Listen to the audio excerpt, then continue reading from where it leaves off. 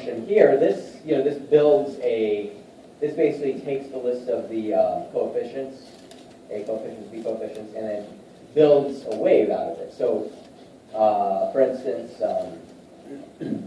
let's see. Are the sines and cosines always paired in the Fourier series? Well, no, they can be zeroed. It could be all sines. The A can be 0. Right. So you don't need all of them. I'm curious, I'm now remember the period. So cosine WT and then cosine 2WT. What's the shift there? Go back to cosine of like 2WT. So typically the Fourier series is it's 2 pi t, and then whatever you multiply in there, that makes the frequency faster. Yeah, but what's the increment there? When you had the summary, it was interesting that let me go back to that. It was 2 and 3. Right. Okay, so that's another key part of it. They're all multiplied by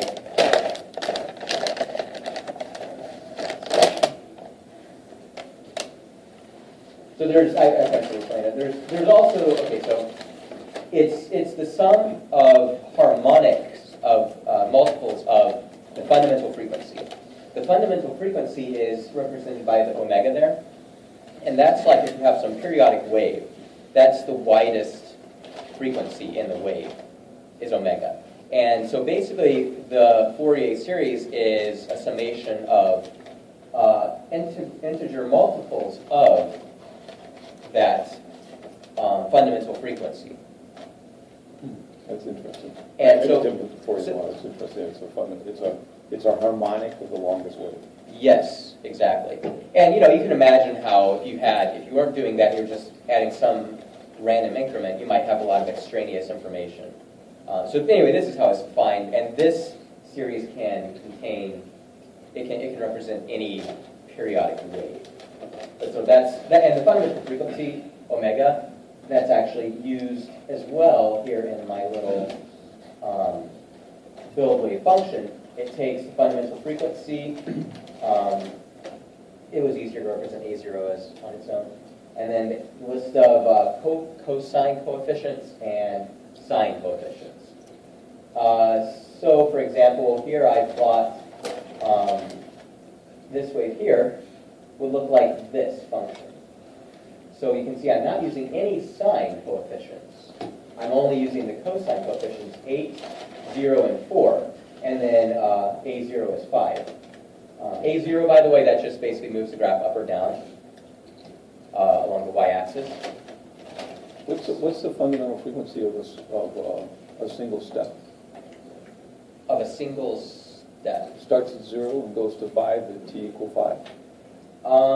Let's see. Well, in this case, it's 5. So no, it never goes to 0 again. Let me think. I think it would be double that, wouldn't it? Let's see. The fundamental frequency. The fundamental frequency in this case looks like 2 pi. But that's a periodic. Fourier will represent a non-periodic wave also. It can, right? And we'll get to that in a minute. Okay. But in this case, the fundamental frequency, I think, is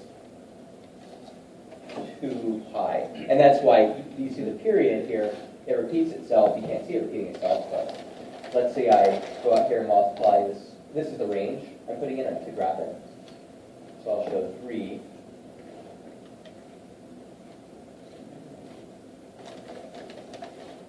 So you can see now it's repeating itself 3 times, and period is period's 2 pi. So actually, the fundamental frequency would be 1 over 2 pi. That 2 pi would be that 0 pi and all of the Right. So let's see. So anyway, that it's kind of cool. This function can represent any periodic complex wave, which could be a sound or anything like that. And actually, one thing that's really cool about this, one thing that I kind of realized as part of this, is there's a thing called the Superposition Principle in nature, which is basically you can have, it's basically the same thing with Fourier guy discovered, which is a sum of all these simple little waves can make up any complex wave. And so one thing that's really cool about this is, I've realized that basically all sound we hear, for instance, is just changes in pressure. And so if I'm talking, my voice has some frequency, but if I start banging on the table while I'm talking, you're not hearing, in a way, you're not hearing two separate sounds when they come into your ear. Those waves of my voice and when I'm knocking on the table get added together. And they basically just, it becomes this more complex wave. Which is really interesting to think that all sound, it's basically just these pressure differences of different sounds being added together. So I thought that was pretty cool. I mean, and you can think of, light. Light is wave, so light's the same thing. It's any color, it's just a bunch of these added waves, all added together. I'm not gonna go through all this stuff, but basically,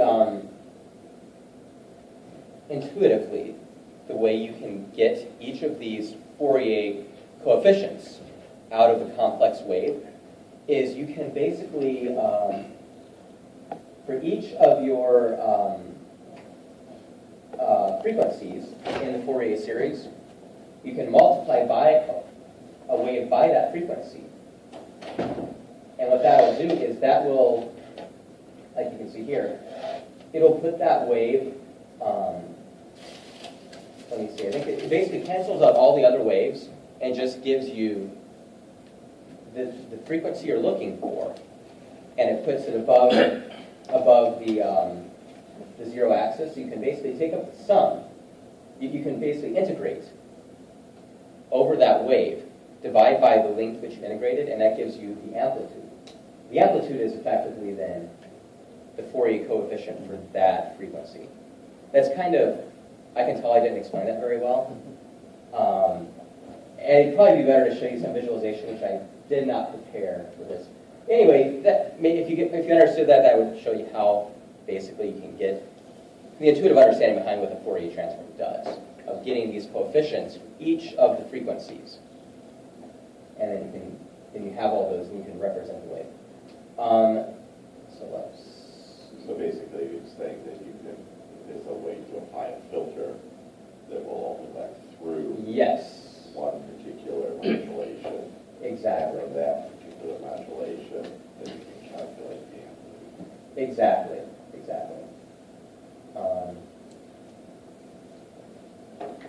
Yeah, I won't share that. But that's what I'm doing through here.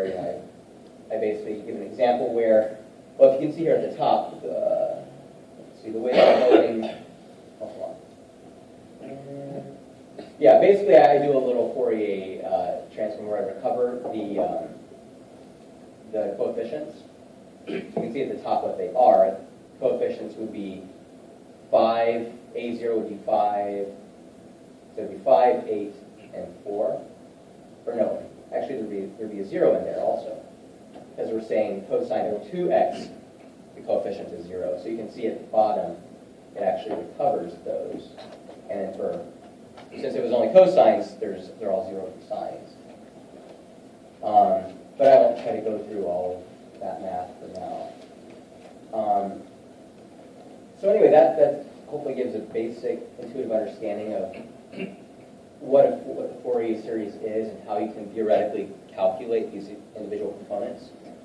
So now I want to look at the actual Fourier transform, which it looks like this.